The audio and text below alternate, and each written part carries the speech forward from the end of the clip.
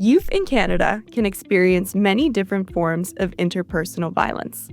Interpersonal violence is the use of violence or aggression against an individual by another individual or group of individuals. In this video, we will define some common types of youth interpersonal violence and describe how they are connected to each other. We will also review how these behaviors relate to the larger social context that we all live in. First, some definitions. One common type of interpersonal violence is bullying, which can start as early as preschool.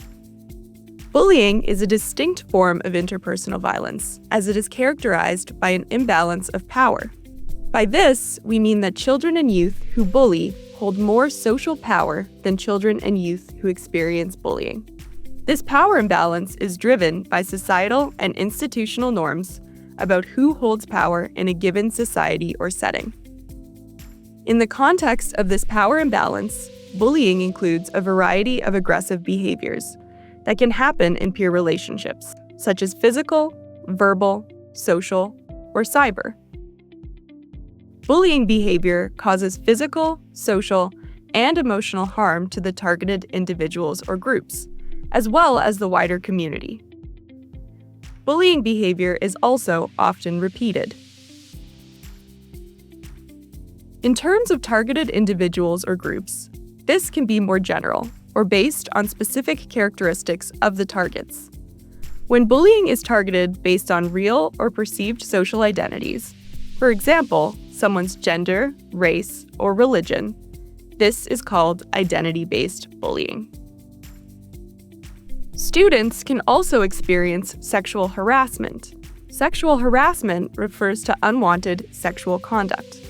This includes actions like verbal or written sexual comments, making sexual gestures, spreading sexual rumors, non-consensual sexting, or homophobic name-calling, either in person or online. One specific way of sexually harassing someone is to use slut-shaming. Slut-shaming describes aggressive or hurtful behaviors towards an individual because they are perceived by others as engaging in too much sexual or sexualized behavior.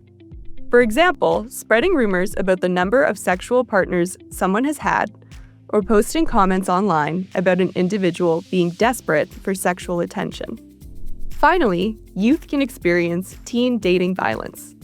Teen dating violence refers to physical violence, sexual violence, psychological aggression, stalking, and coercive control that occurs in dating and/or sexual relationships among young people. Teen dating violence can start as soon as youth start dating, around age 11. Sexual violence, including coercion and assault, can also occur outside of dating or romantic relationships. Although we often talk about these behaviors separately, research shows they are developmentally linked. By this, we mean that these behaviors emerge at different times as children grow up, and that they are connected to each other. This is because children who use bullying are learning to use aggression in unhealthy ways to gain status and power in their interpersonal relationships. And, as they age, other forms of aggressive behaviors can emerge as they learn new ways to exert power, harm, and influence.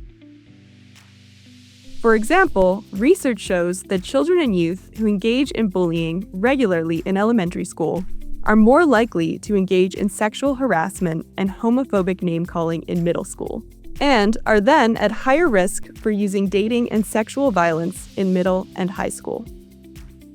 Finally, all of these behaviors are happening within a social context that gives some individuals and groups more social power than others, based on social identities.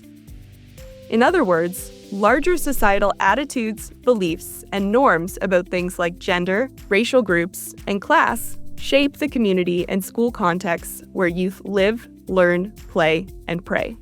This social power also shapes experiences of bullying, sexual harassment, and teen dating violence, as some children are granted power simply because of the privileges they experience in larger society, and use this power to hurt and harm others in both implicit and explicit ways.